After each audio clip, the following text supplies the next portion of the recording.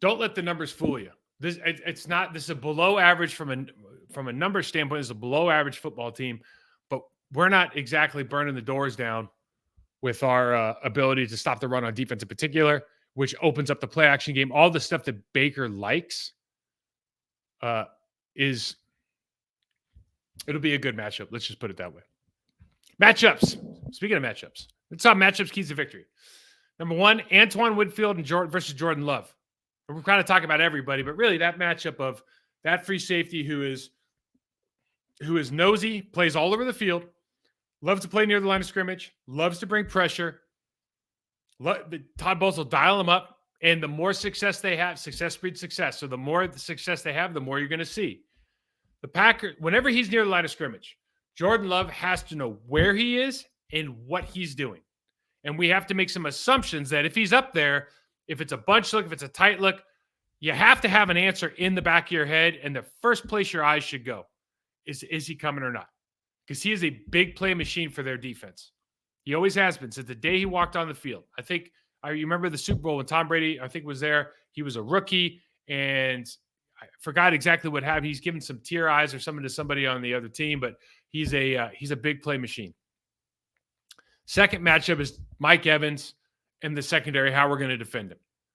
We saw the Falcons. A lot of teams will give him special treatment because it's not like Chris Godwin.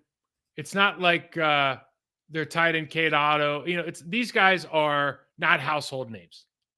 They're good players. Trey Palmer, not a household name. Mike Evans is a household name in the football ranks. He's a really, really good player. It didn't work last week because it worked in the sense that Mike Evans only had one catch for 8 yards. But they found ways to get other people involved. So it's like pick your poison. And this week, I would have to imagine that Mike Evans is sitting in the locker room going like, yeah, I'm glad that we won. But it's like Steve Smith. When I was playing with Steve, I think somebody asked Steve was an interview or somebody goes, they say, hey, Steve, would you trade would you take a Super Bowl if you didn't get a single catch in the game? And Steve was like, oh yeah, team answers like, I'd take the Super Bowl. And he was quiet for a minute. He goes, not even one catch? Like not one, Mike Evans is probably the same. Like if you're a competitor, one catch for 8 yards at his caliber ain't quite going to cut it. So I would look for him to get involved early. How are we going to play that? Are we going to bracket him? Are we going to let these young corners play one-on-one? Or is it going to be a lot more zone this game because of that? What is it? What are we going to look? Are they going to designate some quit looks for him? What's that first 15 going to look like? Are they going to try to wear us? I mean, there's so many questions that go into it, but fundamentally, as you structure your defense, you always go like, who do I have to stop? Well, he would be it for me. So how do you deal with that? How does Joe Barry deal with that?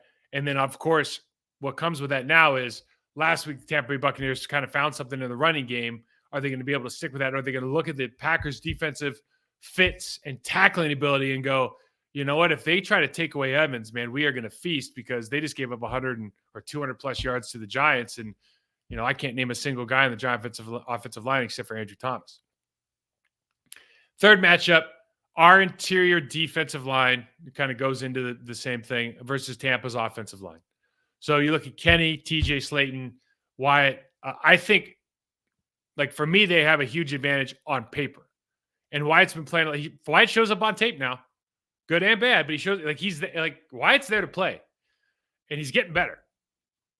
These guys have an advantage on paper.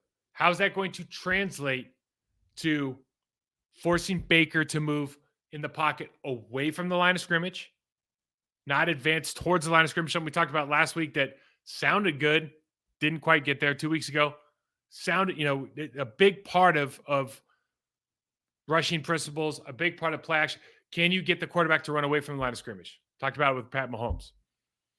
Can we dominate in the run game? Can we have that signature game against a team that doesn't, until last week, hasn't run the ball historically well?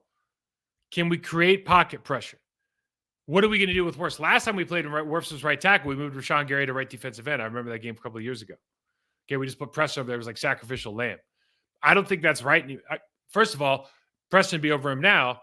But I feel pretty good about that matchup. I always feel good about Preston in that matchup. He's not going to win every time against Tristan. Tristan Wirfs is a really good player. He'll get one or two in there where he gets a hand on Baker. Those are my matchups. Here are the keys to victory. Number one, Pre-snap recognition. So during their win streak, you talk about Jordan Love and this wide receiving crew. Great job of doing what? Identifying, communicating verbally and non-verbally, and executing. Okay. We had that this week. We just didn't execute. You see the fade route at the end of the game. Jordan Love. Oh, wait. Bunch of can. Looks out, gives the hand signal, throws the fade, but he hitched, underthrew it. Guy was open. Got to execute. Identified, communicated non-verbally and verbally for the protection. Didn't execute. Got to have all three. The plays are there. The head coach is doing a great job of giving him more. You keep biting off a little bit more. Doing a great job of game planning. The plays are there. It's just you didn't execute last week. And especially early, it takes the confidence, takes the air out of your balloon a little bit. The Packers need to continue to use pre-snap motion, especially against this team. Identify, are they going to rotate? Are they playing man? How, are they keeping that safety back? Are we going to rotate safeties?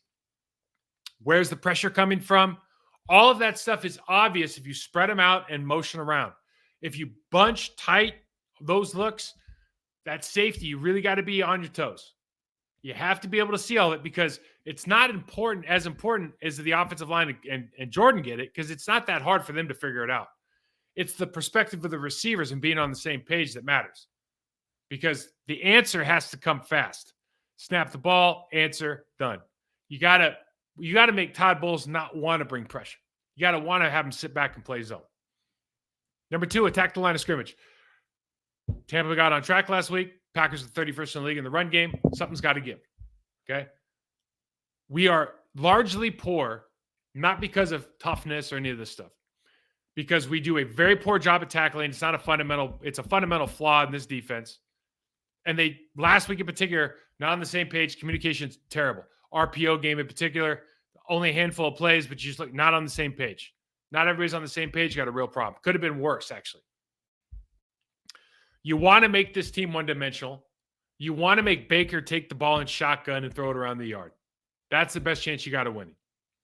How do you do that? You take away the run game, cuts down the play-action pass. It changes the stances of the offensive line. It changes the demeanor of the running back. I mean, everything changes when you can't run the football. And defenses can read that. So we got to get there. And then the third thing is you got to win early downs. I think we talk about this every week, but if you want to stay behind the sticks, you want to stay on schedule and move the sticks, you got to win early downs. And the Packers are averaging like 106 yards a game. They had a decent running game last week, although you're manufacturing runs from other places now with Jordan, with Jaden Reed. Obviously, that's fine. Like that, it all counts, right? Like it doesn't count always when you think about can you get AJ Dillon more than 3.5 yards a carry to the game? It'd be nice, or as Aaron Jones come back and he gets 5 yards a carry against these light boxes. I think they've been doing a great job with Reed, Dontavian Wicks, with Malik Heath, getting those guys the ball. Reed more so than anyone else behind the line of scrimmage, but at the line of scrimmage with room to run. And that is because it's like Andy Reid when he went to the Eagles, West Coast offense, but he wasn't running the football, man. He was throwing hitch passes and those 5-yard hitch passes, 6-yard slants. That was their running game. And I remember talking to John Welber, their left guard, and I'm like, dude, you guys never run the football. He goes, yeah, he just thinks this is the running game, but it worked for them. They went to 3 or 4 NFC championships in a row. And that's kind of what is happening here now. We can't really manufacture runs with this offensive line and running back system that they have as far as getting guys downhill, moving humans off the ball. But they are doing a good job getting Reed more involved, maybe work on the short passing game, hook up a little bit more consistently. And now some of this other stuff with the scrambles and whatnot, you start putting the ball, 4.5, 5.5 yards a carry. You feel like you can do that consistently. Now you get those second and manageable, third and manageable downs where everything's on the table. Like your whole play sheet opens up. And that's really the goal of this game is, can I get to second and manageable, third and manageable? So I know that, like, for example, I can go for it on 4th and short. I can take shots third down. I can take shots second down. And I feel comfortable knowing I can come back and just, quarterback sneak, do something else for an easy first down.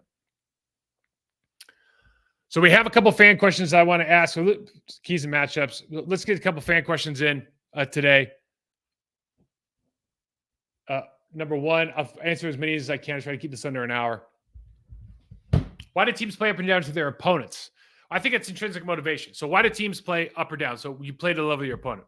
I think a lot of people are intrinsically motivated, right? If you're internally motivated, you're trying to beat the best version of yourself every day. That's kind of my easy definition of intrinsic motivation. I know there's a lot of there's a spectrum between intrinsic and extrinsic, but basic interpretation is for me, like when I teach guys, when my process to perform stuff, it's like, can you go and play against the best version of yourself every day?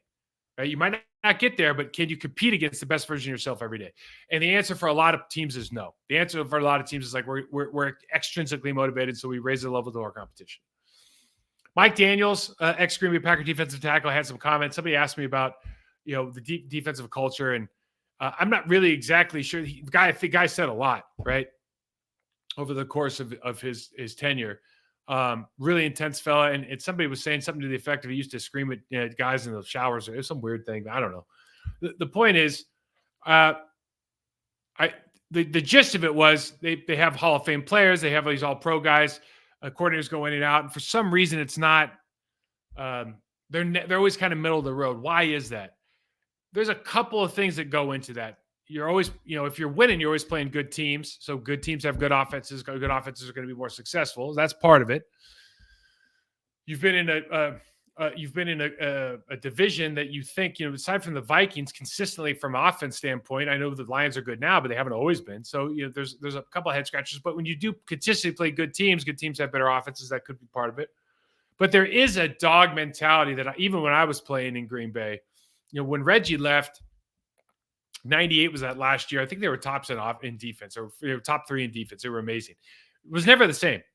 And you look, it's like Reggie Santana, Gilbert, Leroy. Those guys were just they were Bernardo Harris. No one forget him. He was a dog.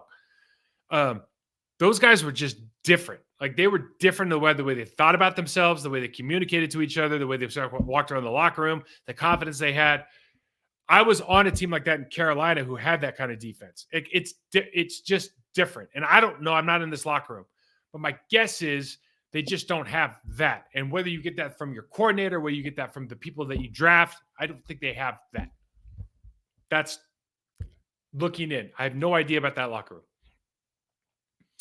How can the offense be effective without the playmakers this week? Potentially Watson, Wicks, Reed, Musgrave, and Jones all out. It's a next man up mentality.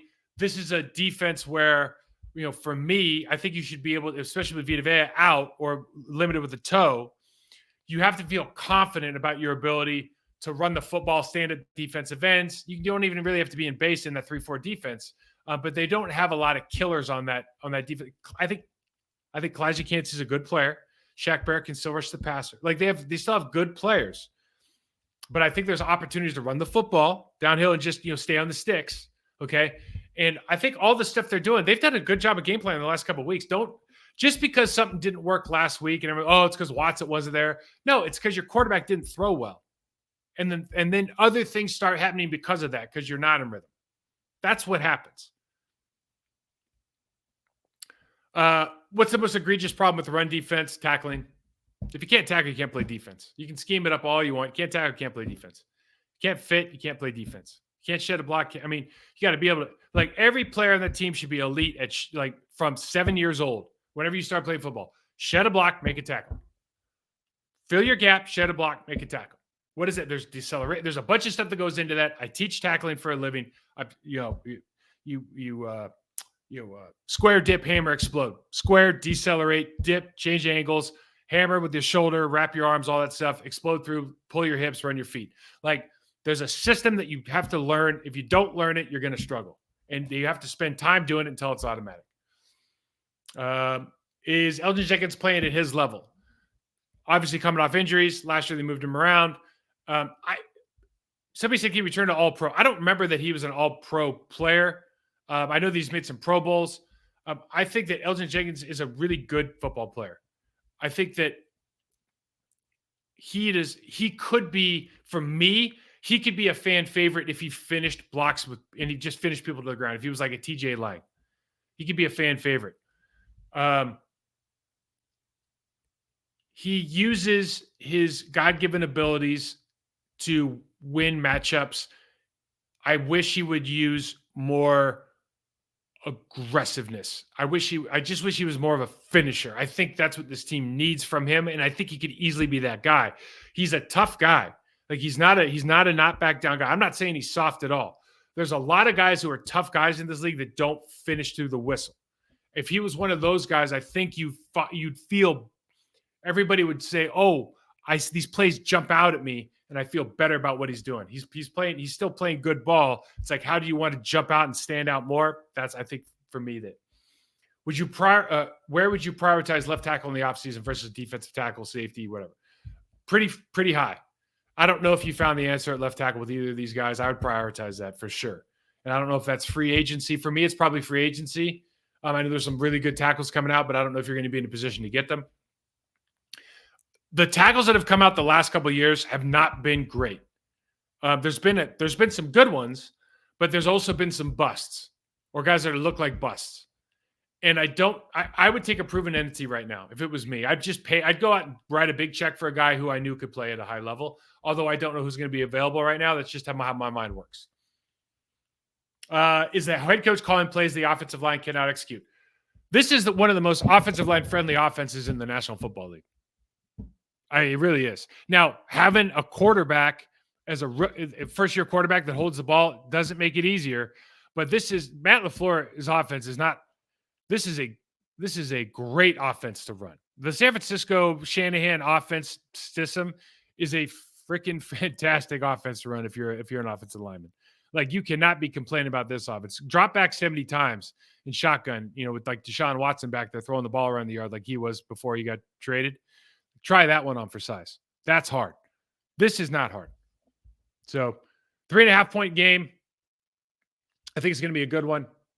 I got the Packers winning this game for sure. Who knows what the scores and stats are. Hey, if you enjoyed this preview, hit the like button, subscribe, rate, and review on our Process to Perform channel on YouTube. Hit me up, MikeWall68 on Twitter, to Process to Perform on Instagram. Guys, have a great weekend, and we'll get back to you on Monday.